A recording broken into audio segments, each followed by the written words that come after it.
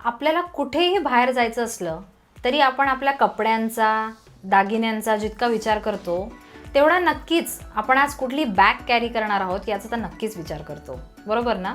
म्हणजे ॲटलिस्ट मी तरी करते. आय एम शुअर तुम्ही पण तेवढाच करत असाल. सो या बॅग्सच्या श्री बॅग्स म्हणून यांच्या सर्वेसर्वा निलिमाताई, आज आपण यांना भेटणार आहोत, त्यांच्याशी याविषयी थोड्याशा गप्पा मारणार आहोत. चला तर मग भेटूयात निलिमाताईंना. नमस्कार. नमस्कार. तर तुम्ही काय सांगाल तुमच्या या प्रवासाची सुरुवात, या बॅग्सचं सगळं विश्व तुम्ही कसं निर्माण केलं, कशी सुरुवात केली, कुठून केली? आम्हाला नक्कीच जाणून घ्यायला खूप आवडेल.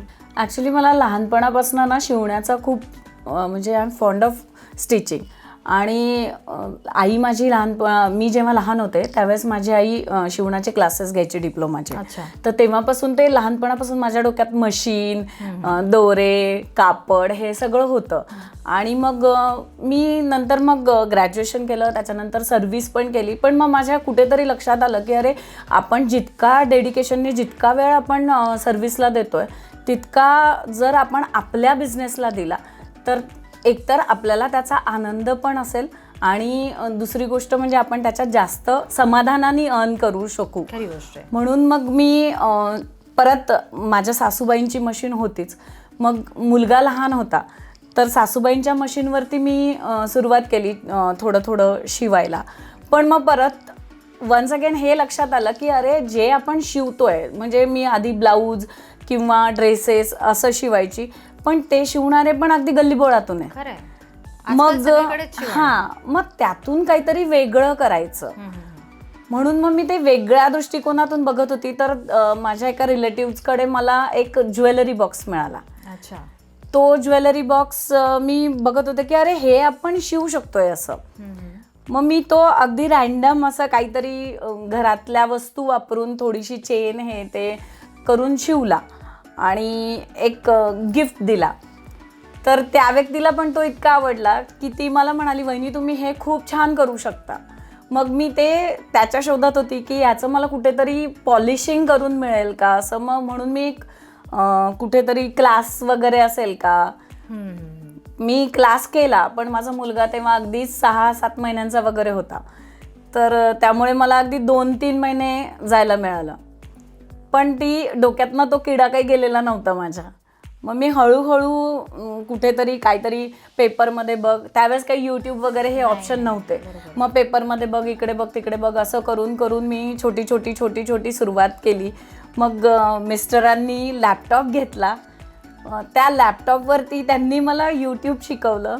त्या यूट्यूबवरनं मी बऱ्याचशा या सगळ्या बॅग्स वगैरे सगळं मी यूट्यूबवरनं शिकले. आणि त्यांनी मला साडी घ्यायला पैसे दिले होते.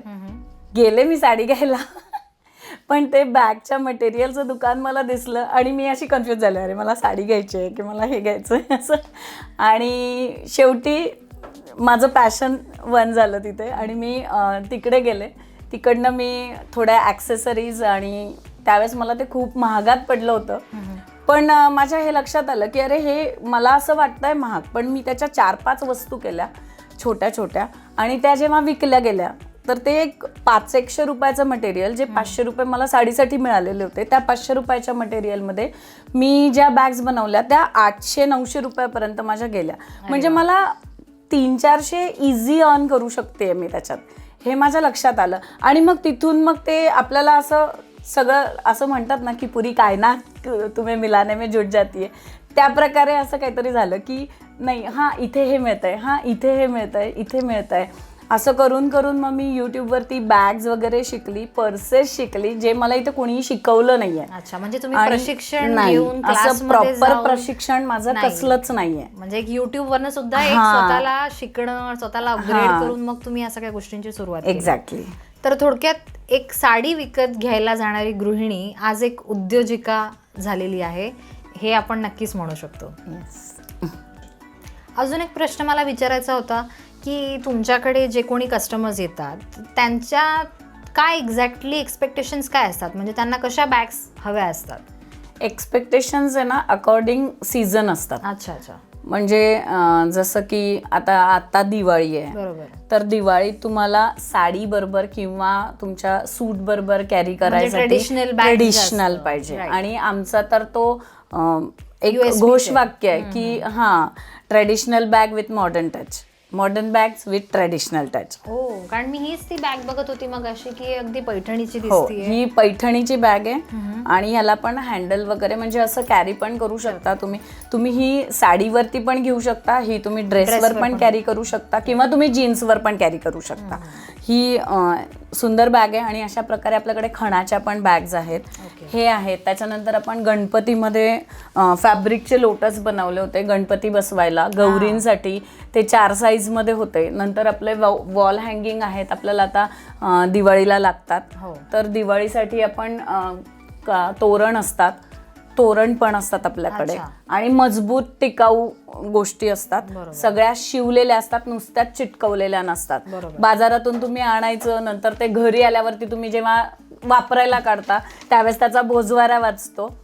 अशा प्रकारचं चायनीज मटेरियल नाहीये, आपलं इकडेच बनवलेलं मटेरियल आहे. ही सगळ्यात महत्वाची गोष्ट आहे की ती तेवढी वस्तू टिकणं किंवा त्याची ड्युरेबिलिटी, क्वालिटी ह्या गोष्टी सुद्धा मॅटर करतात. कारण एकदा आपण रस्त्यावरनं किंवा ऑनलाईन घेण्याच्या मोहात नक्कीच पडतो. हो, पण घरी आल्यानंतर ती वस्तू वापरल्यानंतर ती कशी निघते, त्याचं नंतर काय होतं ह्याचा विचार नाही. आणि मग नंतर आपण म्हणजे फक्त पस्तावा करू शकतो की अरे हे नसतं घेतलं मी तर बरं झालं असतं असं. तर म्हणजे सीझन वाईज तुमच्याकडे नवीन नवीन वस्तू असतात आणि आता फेस्टिव्ह सीझन आहे तर त्या हिशोबाने. हो निलिमाताई, मला हे एवढं सगळं बघून तर असंच वाटतंय की बॅग्स किंवा पर्सेस निवडणं हे तितकंसं सोपं नाहीये. आणि एक चोखंदळ ग्राहक जेव्हा येतो तेव्हा तो नक्कीच खूप नीट विचार करून खरेदी तुमच्याकडनं करत असेल. तर तुमच्याकडे एक्झॅक्टली कसं आहे, काय रेंजच्या बॅग्स आहेत, म्हणजे काय काय व्हरायटी आहेत आणि कसं काय आहे? आपल्याकडे छोट्यापासून मोठ्यापर्यंत भरपूर बॅग्स आहेत. टोट बॅग्स आहेत, शोल्डर बॅग्स आहेत, बॅकपॅक्स आहेत, ट्रॅव्हल बॅग्स आहेत, त्याच्यानंतर वेगवेगळ्या प्रकारचे किट्स आहेत. ओटीला देण्याच्या बटव्यांची सुद्धा खूप व्हरायटी आहेत. म्हणजे 4-5 व्हरायटीमध्ये आपल्याकडे ओटीला देण्याचे बटवे आहेत. साडी कव्हर तर आपल्याकडे 20-25च्या रेंजमध्ये, म्हणजे 20-25 प्रकारचे साडी कव्हर्स आहेत. त्याच्यानंतर असे सोऑन आपल्याकडे भरपूर आहेत आणि आपण कस्टमाइज पण करून देतो. आणि कस्टमायझेशन मध्ये आपल्याकडे रेक्झिनच्या बॅग्स असतात, खणाच्या बॅग्स असतात. खण तसा पाहिला तर डेडिकेटेड असं हे असतं, डेलिकेट असतं त्याचं फॅब्रिक खूप.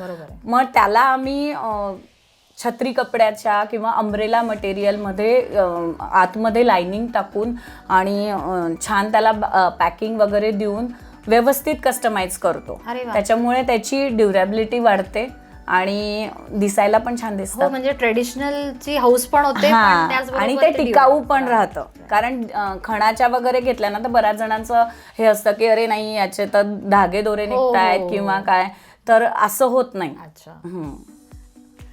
निलिमाताई, मला अजून एक गोष्ट विचारायची होती की मी समजूच शकते एक स्त्री म्हणून घर सांभाळणं आणि प्लस हे सगळ्या गोष्टी मॅनेज करणं सोप्या नसतात. तर तुम्ही हे सगळं कसं मॅनेज करता, म्हणजे तुमच्या फॅमिलीचं तुम्हाला कसं सपोर्ट आहे या बाबतीत? मी एकटी हे मॅनेज करतच नाही, माझे घरचे सगळे त्याच्यात इन्व्हॉल्ड असतात. म्हणजे जर मी इकडे कुठे कमी पडले तर घरचे इथे येऊन बघतात. परत माझा स्टाफ आहे, माझ्या फॅमिलीचा याच्यात खूप मोठा वाटा आहे.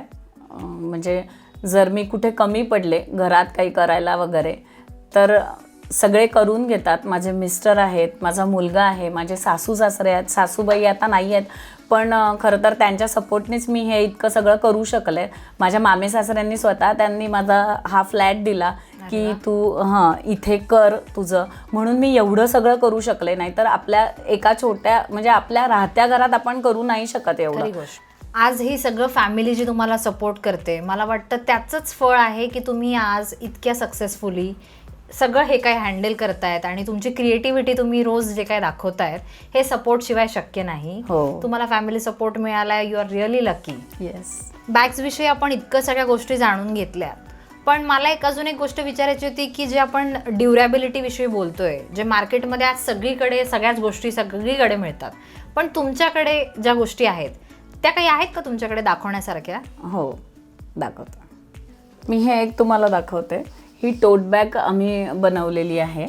याच्यात आतमध्ये लायनिंग पण आम्ही इतकं छान टाकलं आहे की हे अम्ब्रेला मटेरियल आहे आणि हे रेक्झिन आहे, याच्यावर आम्ही हे सगळं हँडवर्क केलेलं आहे. आणि ही शिवली ज्या याच्यावरती आहे, आधी तर तिला चिटकवावी लागते पूर्ण, पण मी ही शिवली सुद्धा इंडस्ट्रीयल मशीनवरती आहे. त्या इंडस्ट्रीयल मशीनचा थ्रेड सुद्धा 2 प्लायचा आम्ही यूज करतो, की तो असा हाताने तुटत नाही. तुमचा हात काचला जाईल पण तो दोरा तुटत नाही. त्याच्यामुळे त्याची लाईफ पण चांगली राहते कुठल्याही प्रॉडक्टची. तुम्ही माझा इथलं कुठलंही प्रॉडक्ट घेतलं त्याचा चांगला दोरा आम्ही यूज करतो आणि नुसतंच फक्त चिटकवत नाही तर त्याला शिवतो सुद्धा. आता हे क्लचेस पण आहे, हे आपल्याला गाडीवरती सुद्धा मिळतात बाहेर, सगळीकडेच मिळतात. हा, पण ते चिटकवलेले असतात की ते म्हणजे एक 3-4 यूज नंतर ते असे पूर्णपणे निघून येतात. आतलं अस्तर सुद्धा ते नॉन वुवनचं वगैरे वापरलेलं असतं की ते 2-4 वस्तू तुमच्या आतमध्ये टाकल्या की त्या खराब होतात. पण हा, आता आपलं छत्री कपड्याचं अस्तर असतं त्याच्यामुळे ते खराब व्हायचा प्रश्नच येत नाही. आणि चिटकवून आणि नंतर शिवलेलं पण असतं, म्हणजे नुसतंच चिटकवलेलं नाहीये तर ते शिवलेलं आहे. अच्छा, त्याच्यामुळे त्याची ड्युरेबिलिटी खूप छान राहते. मग हेच खरं आहे की ज्याच्यामुळे तुमच्याकडे कस्टमर Repeatedly कारण येतात. की तुम्ही खरंच खात्रीशीर काम त्यांना देताय. निलिमाताई, ह्या इतक्या सुंदर बॅग्स बघून मला तर खरंच प्रश्न पडलाय की जर आज बघणाऱ्या या व्हिडिओ बघणाऱ्या ऑडियन्सना जर या बॅग्स ऑर्डर करायचे असतील किंवा जस्ट एक बघायचं असेल की तुमच्याकडे काय काय अवेलेबल आहे, तर मग हे कुठे बघायला मिळेल? आपली वेबसाईट आहे श्री बॅग्सची. ओके, त्याचा लिंक देऊ आम्ही तुम्हाला. त्याच्यावरती तुम्ही जाऊन सर्च करू शकता. त्याच्यावरती आमचे प्रॉडक्टच्या सगळ्या कॅटलॉग लिस्टिंग केलेल्या आहेत. म्हणजे अगदी सगळे तुम्हाला तो पूर्ण शॉप त्याच्यावरती तुम्हाला बघायला मिळणार. अरे वा. हां, आणि त्याच्यानंतर आपलं फेसबुकचं पेज आहे, इंस्टाग्राम आहे, पण त्याहीपेक्षा वेबसाईटवरती सगळं डिटेलिंग आहे आपलं. अच्छा, दिवाळी तर तुम्हाला माहितीच आहे, आता अगदीच तोंडावर आली आहे. या सगळ्या बॅग्स बघून मला एक असंच मनात आलं की नातेवाईकांना नेहमीच्या मिठाईचे बॉक्स आणि हे या गोष्टी देण्यापेक्षा जर खरंच काहीतरी युजफुल गिफ्ट द्यायचं असेल तर बॅग्सला काही पर्यायच असू शकत नाही. पण आता माझे नातेवाईक जर दुसरीकडे सगळीकडे आहेत, काही तर अगदीच US ला आहेत, UK ला आहेत, त्यांना गिफ्टिंग करायचं असेल, आउट ऑफ नाशिक असेल, तर तुम्ही सर्व्हिस प्रोव्हाइड करता का? No problem. आपलं सगळीकडे म्हणजे ऑल ओव्हर इंडिया तर जातातच प्रॉडक्ट. अरे वा. आपलं बऱ्याच इकॉम एक्सप्रेस वगैरे त्यांच्याशी टायअप आहे, एक्सप्रेस बीज आहे, त्याच्यानंतर बऱ्याच 2-3 कुरिअर कंपन्यांशी आपलं टायअप आहे. आपण US UK कुठेही तुम्हाला पाठवायचं असेल तर आपण पाठवू शकतो. अरे वा. आज बॅग्स या इतक्या इंटरेस्टिंग विषयावर आपण गप्पा मारल्या. आय एम शुअर तुम्हाला पण खूप आवडलं असेल. तर लवकरच तुम्ही सुद्धा श्री बॅग्सला कॉन्टॅक्ट करा आणि नक्कीच खरेदीला या. निलिमाताई, खूप खूप धन्यवाद. आज तुम्ही इतकी इंटरेस्टिंग माहिती दिली. अजून तुम्हाला काही सांगायचं आहे? धन्यवाद. एकदा नक्कीच व्हिजिट करा वेबसाईटला. Shri bags, modern bag with traditional touch. Thank you. Diwali अगदी जवळ आली आहे, तर आपल्या फ्रेंडसाठी तुम्हाला जर काही गिफ्ट करायचं असेल तर त्याच्याबद्दल नक्की विचार करा. पण हो, स्वतःसाठी काही घ्यायचं असेल तर नक्कीच श्री बॅग्सला व्हिजिट करा आणि मस्त खरेदी करा.